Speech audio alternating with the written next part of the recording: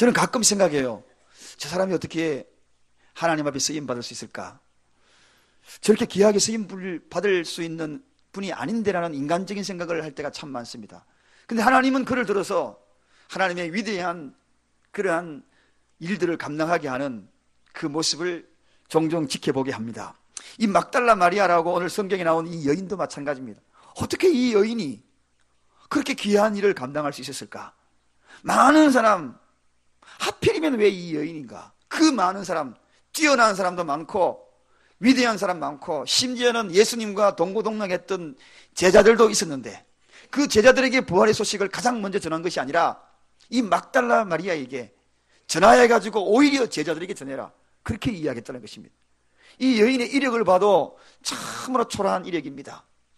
과거에 이 여인이 가진 이력은 7 귀신이 들려가지고 뛰어다녔던 그런 여인입니다.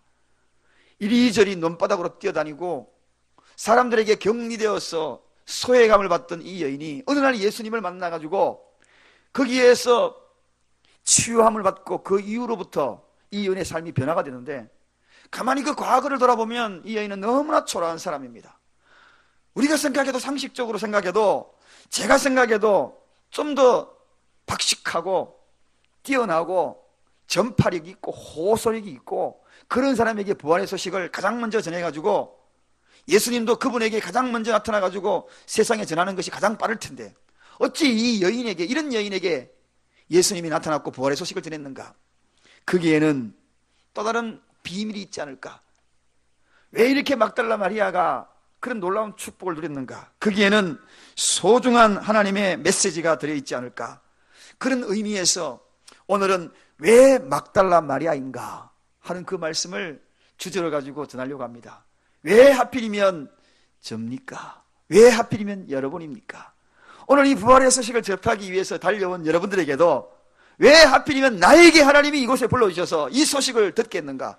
많고 많은 사람들 중에서 오늘 얼마나 일기가 좋습니까? 날씨도 좋고 띵까띵까 하고 놀러 갈 때도 많고, 저는 날씨 좋아도 걱정이에요.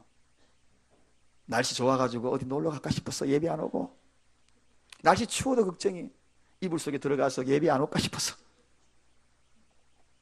이게요 걱정이 대산이에요. 단풍 들어도 걱정이고 꽃이 피어도 걱정이고.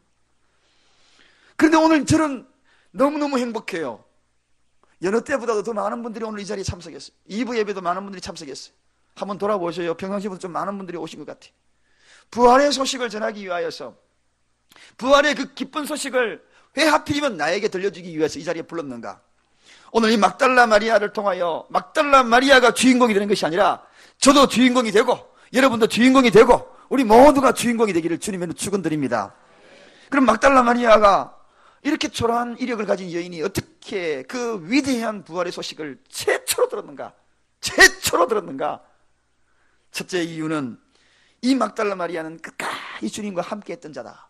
끝까지 주님과 함께, 다 같이 따라합시다. 함께 하는 자. 거기는 따라하라고 말 안 했습니다. 함께하는. 여러분, 한마디로 이 막달라 마리아는 끝까지 주님과 함께하는 자다. 함께하는. 여러분, 은혜를 받았으면 그 은혜를 끝까지 함께 간직하고 함께 누리시기를 바랍니다. 이 막달라 마리아는 예수님으로부터 7 귀신을 치료받았어요.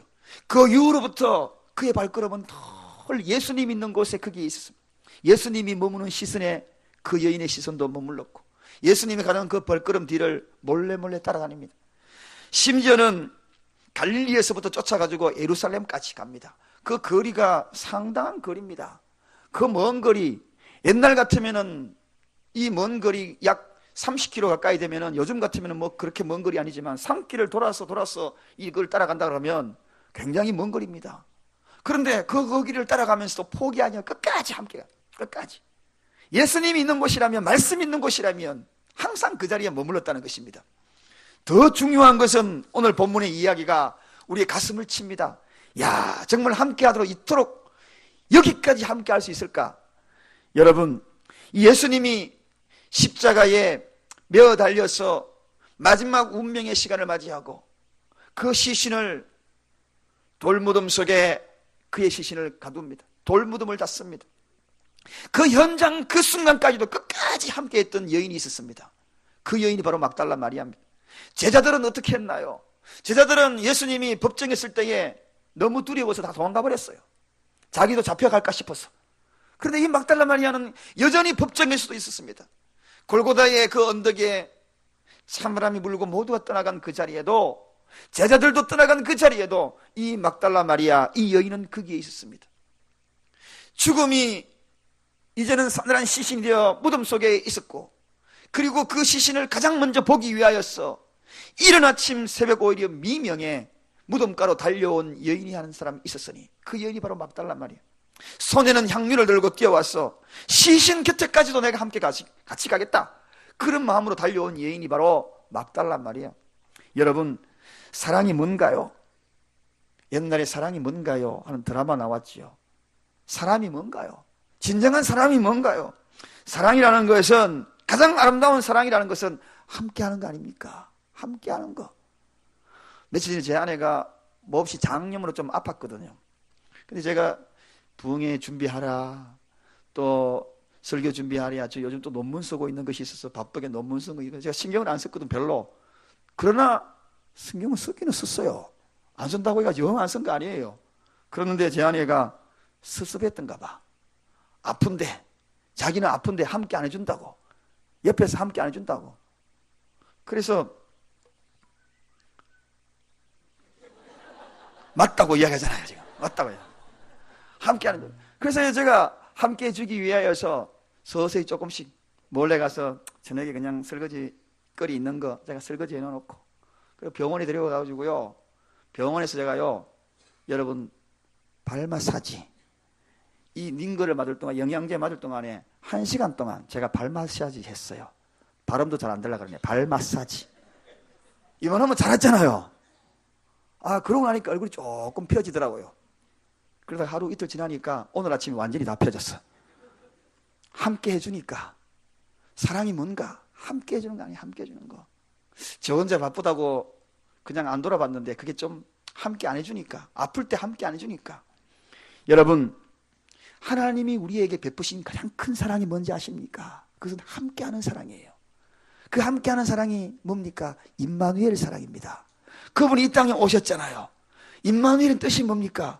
하나님이 우리와 함께 하시다, 그 뜻입니다. 이 땅에 하나님이 함께 하시기 위해서 우리에게 이 땅에 오신 거예요. 그분이 독생자 예수로 오신 거예요. 그 독생자 예수 그리스도로 오신 것이 가장 큰 사랑이거든요. 왜? 그 사랑은 함께하는 사랑입니다. 함께하는 사랑. 할렐루야.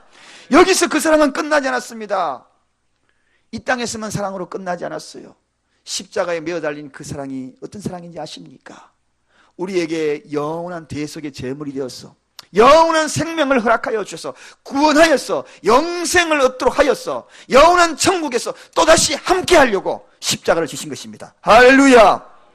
그래서 십자가는 한마디로 이야기하면 우리와 함께하는 그 사랑을, 모든 것을 쏟아놓는 가장 극적인 사랑을 십자가로 표현한 것입니다. 이제는 내게도 떠날 수 없다. 여러분, 제가 하나님을 사랑하는 줄 알았는데 어느 날 하나님이 저를 너무너무 사랑하는 줄 알았어요. 저보다 더 사랑하는 줄 알았어요. 제가 하나님 곁에서 함께하고 있는 줄만 알았는데 하나님이 더 가까이 저와 함께하는 줄 알았어요. 저도 하나님 없으면 못 사는 줄 알았지만 하나님도 인간 저와 여러분이 없으면 못 삽니다. 얼마나 함께하고 싶으면 자기의 형상대로 만들어서 끝까지 함께하고 싶었어. 에덴 동산에서 범죄했지만 또다시 사명을 주고 또다시 그들을 구원하였어. 십자가의 독생자를 못 박기까지 사랑하였어. 영원한 구원의 반열에 우리를 들어서 영원한 저 천국에 함께하기 위하여서 그분의 사랑을 쏟았던 것입니다. 여러분, 그래서 우리 하나님의 속성은 함께하는 자를 너무 좋아해요. 함께하는 거. 여러분, 사랑교회 교우 여러분, 우리가 요즘 누군가가 아파할 때에 우리 교회 교우들 중에 아픈 이들이 몇몇 분 계시지 않습니까? 그래서 그 기도를 두고 금요일 날 이름을 부르고 기도하고, 또 중보기도 기도 제목 올려서 팀들로 돌려면은 그걸 가지고 목이 터져라, 마치 내일인 양, 마치 내 가슴에 내 상처인 양, 그 암덩어리가 내 가슴 속에 들어있는 양 기도하는 그 제목을 보면서, 그 모습을 보면서, 함께하는 그 모습을 보면서 하나님이 얼마나 기쁘게 받으실까. 왜냐하면 하나님은 함께라는 속성을 갖고 있기 때문에. 막달라 마리아에게 왜 이렇게 그녀에게 부활의 소식을 가장 먼저 전했을까?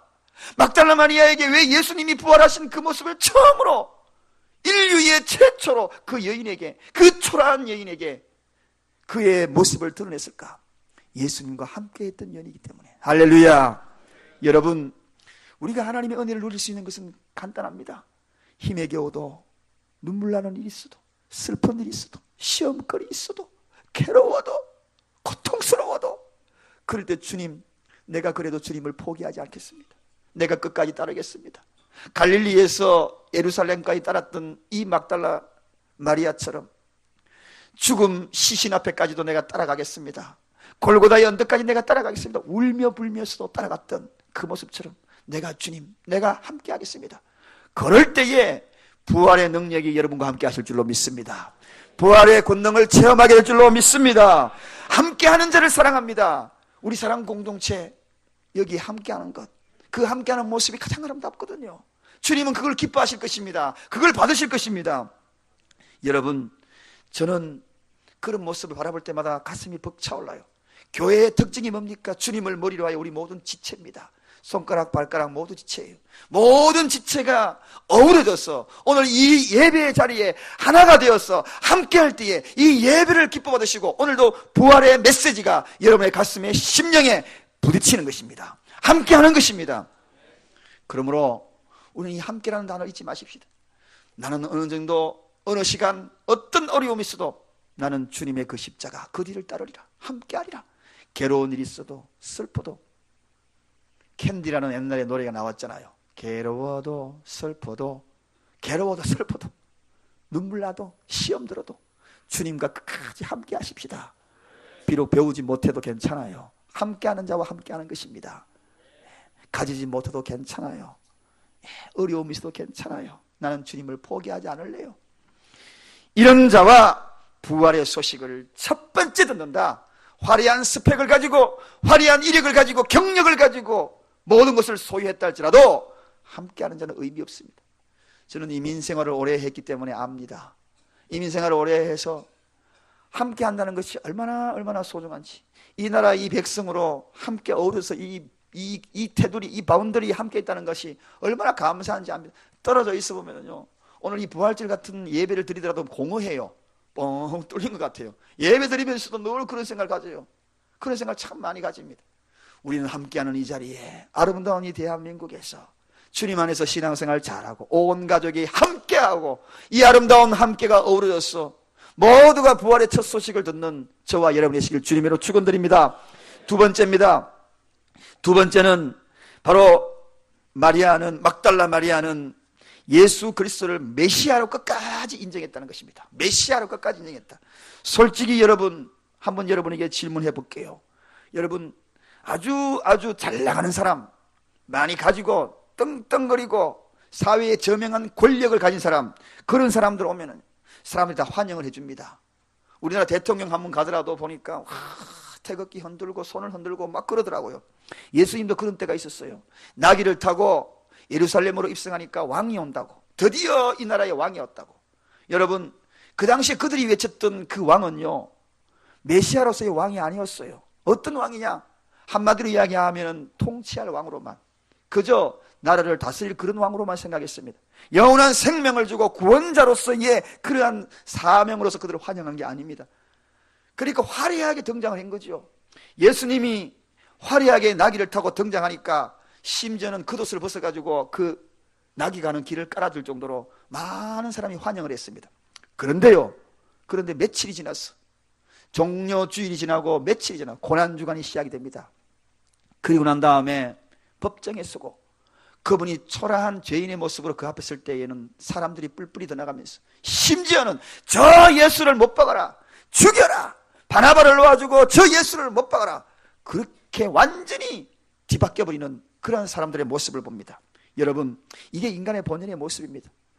강한 자에게 약해지고 약한 자에게 강해져 버리는 인간의 본연의 모습 아닙니까? 우리는 그러지 마십시다. 강한 자, 그들에게 오늘 약한 자의 초라한 모습으로 나아가다 인간적인 본연의 모습을 보면서 오늘 이 막달라 마리아를 바라봅니다. 막달라 마리아는 예수가 지금 너무 초라한 거예요. 그렇지만 그 앞에 경배하고 그를 메시아로 인정했다는 것입니다. 할렐루야. 십자가에 매어 달린 예수를 메시아로 인정하던 그 오른편의 강도가 너는 오늘 나와 함께 낙원에 있으리라. 여러분, 화려하게 등장하는 예수 앞에는 모두가 다 등장할 수 있습니다. 호산나 호산나 우리를 구원하셔서 다 깃발을 흔들고 그를 환영할 수 있습니다. 그러나 초라한 예수, 십자가에 못 박힌 예수, 재판을 받으면서 너무나 힘에 겨워하는 예수, 골고다로 언덕으로 오르면서 쓰러지고 넘어지는 그 예수 앞에 메시아라고 외칠 사람이 아무도 없었습니다. 그래서 제자들은 떠나간 겁니다. 그래서 제자들은 도망해버린 겁니다. 그러나 이 막달라 마리아는 그러한 십자가의 현장에도 그는 여전히 실망할 일도 생겼지요. 낙심할 일도 생겼지요. 여러분, 왜 낙심되지 않겠습니까? 그런 모습을 보면 낙심이 되죠. 그렇지만 그 낙심을 낙심으로 받아들이지 아니하고 비록 마음에는 낙심이 있지만 변하지 않는 한 가지가 있었습니다. 그것이 뭔가? 그분은 나의 메시아라는 것입니다. 그래서 그의 손에 들려진 것이 있었습니다. 그게 뭡니까?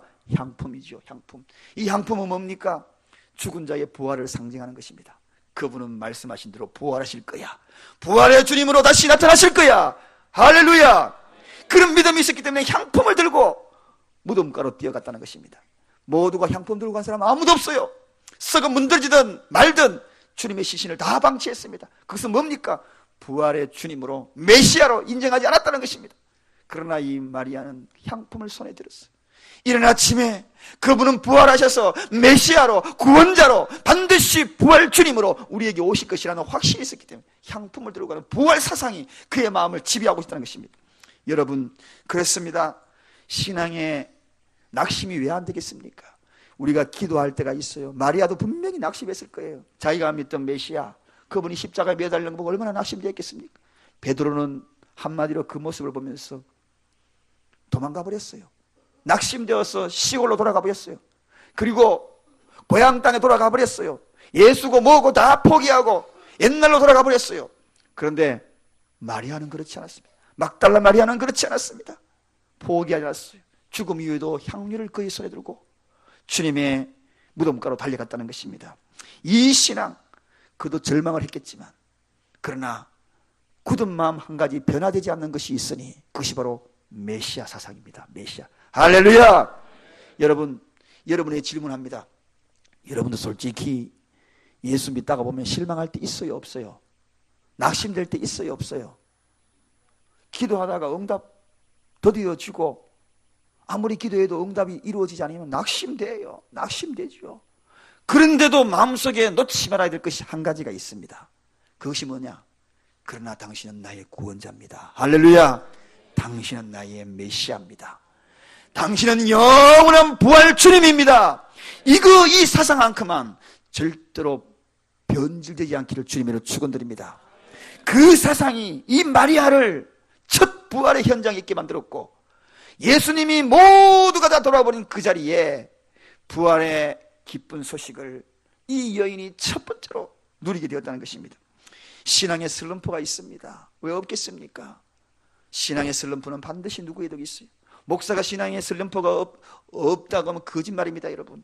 목사도 신앙의 슬럼프가 있어요. 그러나 이 속에서 또다시 일어날 수 있는 것은 바로 주님은 나의 구원자입니다. 주님은 나의 메시아입니다. 예수 그리스도, 그분에 대한 이 믿음만큼은 낙심되어도 변하지 않기를 주님의 축원드립니다. 흔들리지 않기를 주님의 축원드립니다. 사람은 흔히들 이때 되면 많은 회의감에 빠집니다. 얼마나 실망하겠습니까? 그러나 오직 한 여인, 이 한 여인만큼은 새벽 이른 시간에 아무도 일어나지 않는 그 시간에 낙심된 마음을 억누르고 절망감을 억누르고 향품을 손에 들고 예수님의 시신에 거기에 언젠가는 부활하실 거야. 이분이 말씀하신 대로 부활하실 거야. 부활하신 그분이 메시아로 다시 나타나실 거야.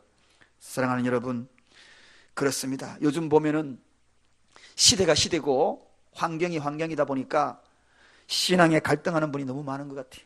낙심하는 분이 너무 많은 것 같아요. 낙심하고 절망하는 분 많이 있는 것 같아요. 오늘 막달라의 손에 들려진 향품을 기억하시기를 주님으로 축원드립니다. 그 향품이 무엇입니까? 믿음의 향유입니다. 구원자로 인정하는 절대로 변질되지 아니하는 믿음의 향유입니다. 부활의 주님을 만날 수 있고 가정에서 낙심해서 절망해서 일어날 수 있는 유일한 대안, 여러분의 손에 메시아의 구원자의 이 모습은 결코 끝까지 내 입술에서 범죄치 않기를 주님의 이름으로 축원드립니다. 입술로 마음으로 범죄 아니하기로 주님의 이름으로 간절히 부탁을 드립니다. 말씀을 정리합니다. 왜 하필이면 마리아일까? 이제야 드디어 이해가 가지요. 베드로 화려한 예수님의 수제자였지만 주는 그리스도시요 살아계신 하나님의 아들이라는 그 유명한 신앙 고백을 했지만 그는 함께하지 않았어요. 그러나 막달라 마리아는 함께했습니다. 베드로, 그는 도망자로 전락해버리고 다시 그물을 끼부러 고향 땅으로 돌아가 버렸습니다. 그러나 막달라 마리아는 향품을 들었어요. 여러분, 이런 여인에게 하나님이 함께하지 않겠습니까? 이런 여인이 가장 부활의 첫 소식을 뿐만 아니라 부활의 주님을 직접 만나는 놀라운 축복을 누렸다는 것입니다. 오늘 그 주인공이 저와 여러분이 되십시다. 저와 여러분이 되십시다. 옆 사람에게 인사하십시다. 왜 하필이면 나인가요? 하고 인사하십시다. 끝까지 함께하는 마리아의 모습을 보면 무슨 생각을 들어가십니까? 신앙의 낙심과 갈등, 슬럼프에 빠질 때에 솔직히 어떤 생각을 하셨나요? 이 질문을 여러분의 마음속에 마지막으로 던집니다. 기도하겠습니다.